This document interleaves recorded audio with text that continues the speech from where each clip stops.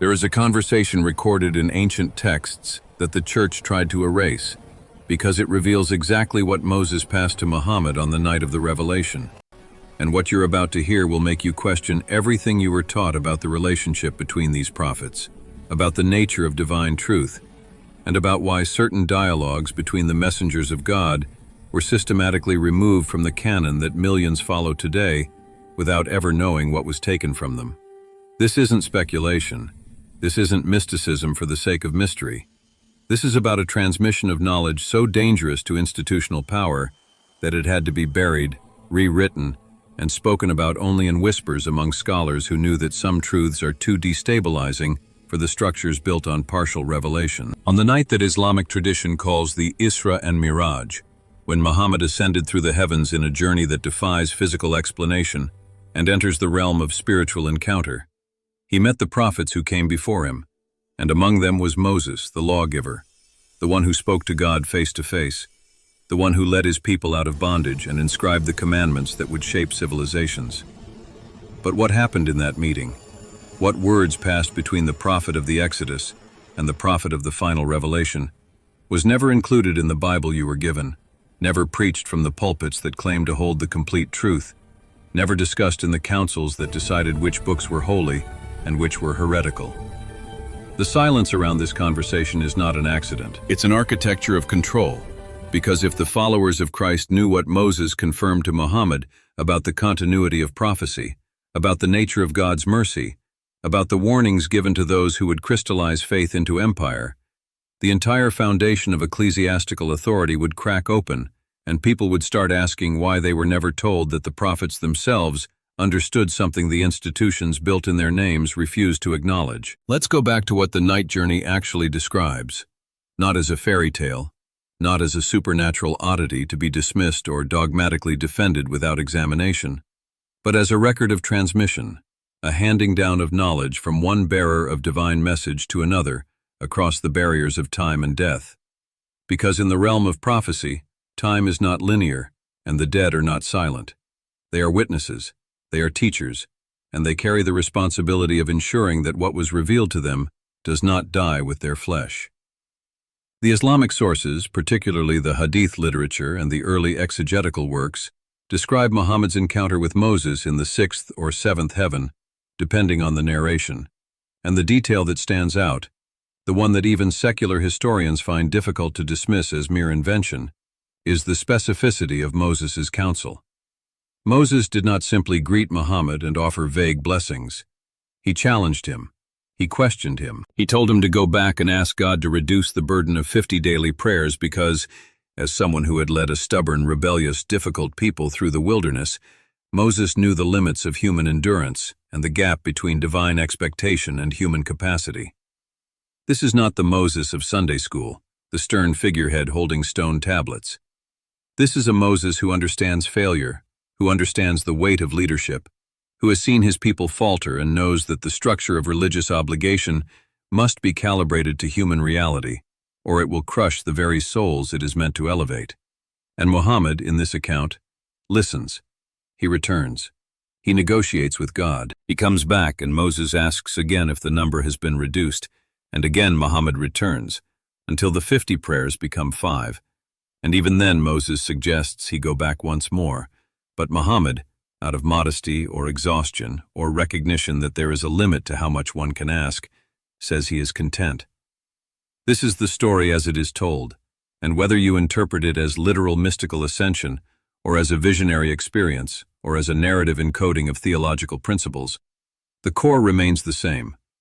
Moses, the prophet of the Torah, the one Christians claim as their own spiritual ancestor, is depicted not as an opponent of Muhammad, not as a rival, but as a mentor, a guide, a fellow messenger who recognizes in this man from Mecca the continuation of the same struggle, the same divine commission, the same burden of bringing God's word to a people who will resist it, distort it, and eventually calcify it into institutions that serve power more than truth. Now ask yourself why this is not common knowledge among Christians, why the average believer in a church in America, in Europe, in any corner of the traditionally Christian world, has never been taught that their own prophet Moses, according to another tradition, acknowledged and assisted the Prophet of Islam, why the narrative they receive is one of total separation, of theological incompatibility, of a break so fundamental that the two faiths cannot even be understood as part of the same continuum, when in fact the Islamic tradition insists, loudly, explicitly, that it is precisely that continuum, that Muhammad did not come to erase Moses or Jesus, but to confirm them, to restore what had been corrupted, to complete what had been left unfinished, and that the prophets themselves, in the realm beyond death, in the presence of God, knew this and acted accordingly. The answer is not theological. The answer is political. The early Christian church, as it moved from persecuted sect to state religion, as it aligned itself with Roman power and later with European empire, needed a narrative of exclusivity, of finality, of being the ultimate and unsurpassable revelation, because if prophecy continued after Christ, if God kept sending messengers, if the covenant was not sealed but still unfolding, then the authority of the bishops, the councils, the popes, the entire structure that claimed to mediate between humanity and heaven, would be undermined, because people might start to wonder why they needed an institution at all if God was still speaking directly, still sending prophets, still revealing truth outside the channels that demanded obedience and tithes and submission to human hierarchies dressed in holy robes. The secret Moses told Muhammad is not a sentence, not a password, not a piece of esoteric trivia hidden in a scroll. The secret is the recognition itself, the acknowledgement that prophecy is a relay, that revelation is progressive, that God does not abandon humanity after one book, one prophet, one covenant, but continues to reach out, continues to call, continues to send those who will speak truth to power and pay the price for it, and that the prophets, the real ones, the ones who stood in the fire and the wilderness and the rejection of their own people, recognize each other across the centuries, across the differences of language and culture and ritual, because they share something more fundamental than doctrine. They share the burden of having been chosen, the loneliness of standing apart, the knowledge that most people will not listen, and the hope that a few will, and that those few will carry the light forward. Moses told Muhammad, in that meeting beyond the veil, not a hidden doctrine or a lost teaching, but a truth about the human condition and the nature of spiritual leadership, that people cannot bear the full weight of divine expectation, that mercy is not weakness but wisdom, that the law must serve life and not the other way around, and that the struggle to keep faith alive in the hearts of a forgetful, distracted, frightened humanity is the struggle of every prophet, every generation, every soul that tries to live in alignment with something higher than survival and appetite. And this recognition of shared struggle, this continuity of mission, is what the gatekeepers of Christian orthodoxy could not allow to be widely known, because it would have meant admitting that the story did not end with Jesus, that the revelation was not sealed at Pentecost, that God's relationship with humanity was still active, still dynamic, still unfolding in ways that the Church could not control, could not monopolize, could not use to justify its own power. There are scholars, historians of religion, people who have spent their lives studying the apocryphal texts, the intertestamental literature, the early Islamic sources, the Jewish mystical traditions, who will tell you, if you ask them directly and if they are willing to speak honestly, that the barriers between these traditions are far more porous than the average believer realizes, that the prophets, as they are depicted in their original contexts, are far more aligned in purpose and message than the institutions built in their names would ever admit, because those institutions depend on division, on the idea that we have the truth and they do not, that our prophet is real and theirs is false, that our book is holy and theirs is corrupt, because without that division, without that us versus them narrative, people might start to see that the human religious enterprise is actually a series of attempts, some more successful than others, to articulate the same fundamental encounter with the mystery of existence, the same longing for meaning and justice and connection to something greater than the self, and that the prophets, whatever we make of their claims and their experiences, were people who took that longing seriously enough to risk everything, to stand against the tide of their cultures, to say no to the idols and the tyrants and the easy answers, and to insist that there is a better way, a truer way, a way that demands more of us than comfort and conformity. Moses knew this. Muhammad knew this. Jesus knew this.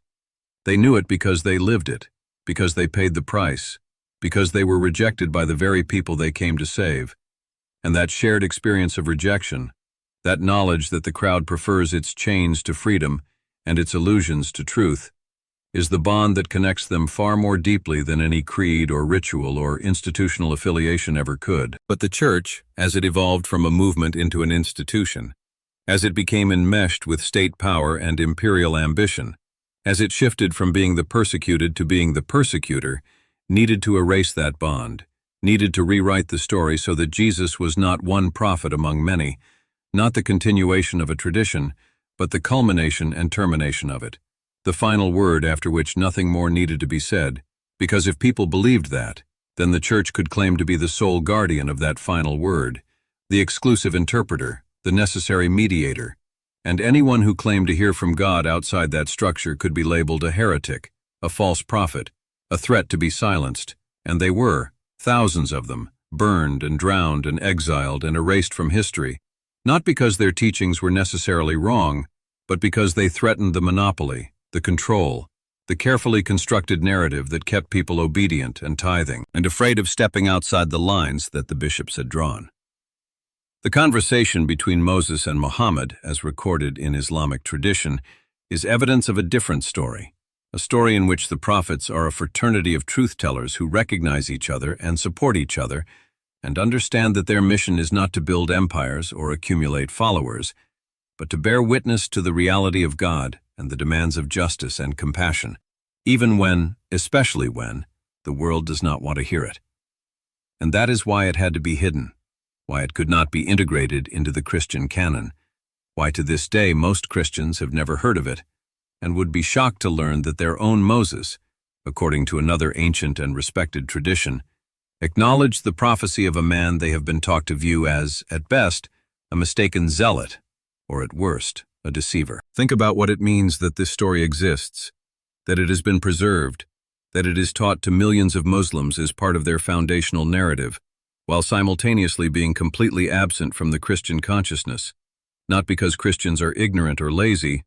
but because the structures of religious education, the selection of texts, the boundaries of acceptable inquiry, have been designed to keep them from encountering it, from even knowing it exists,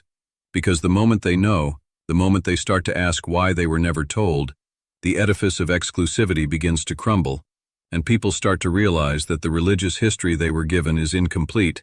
redacted, shaped by agendas that had more to do with maintaining authority than transmitting truth. This is not about converting anyone, not about convincing Christians to become Muslims or vice versa, not about erasing the real differences in theology and practice that exist between these traditions, but about recognizing that there is a deeper current running beneath the surface of institutional religion, a current that the prophets themselves were connected to,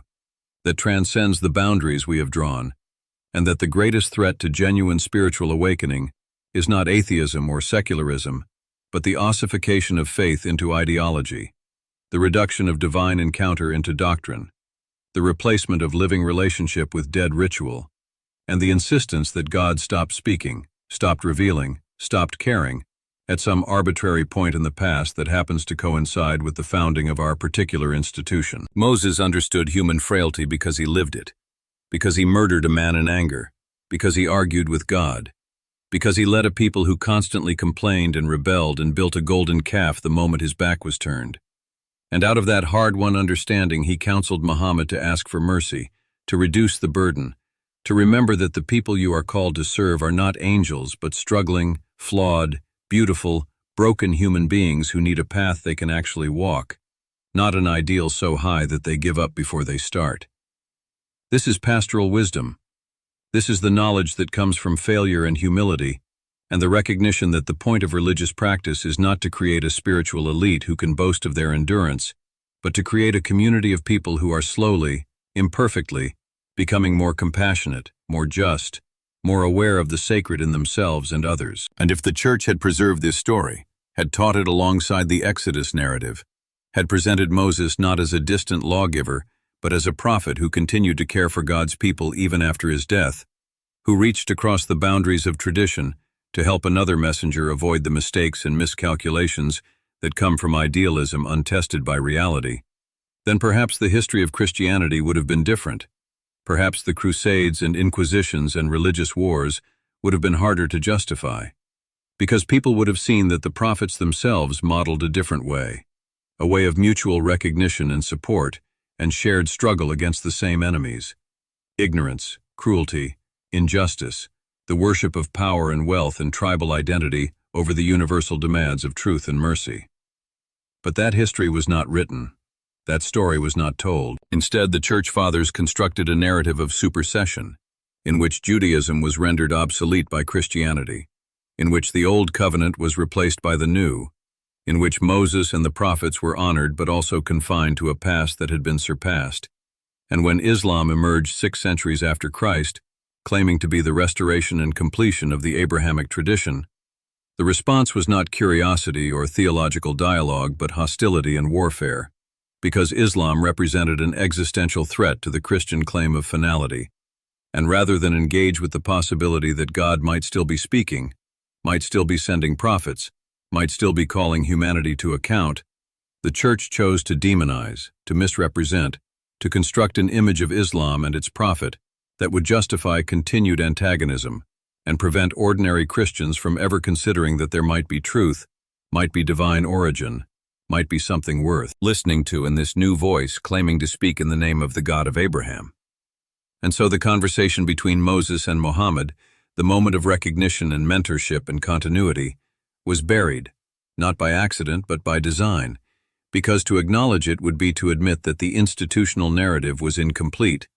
that the prophets had a relationship with each other that transcended the boundaries the institutions had erected,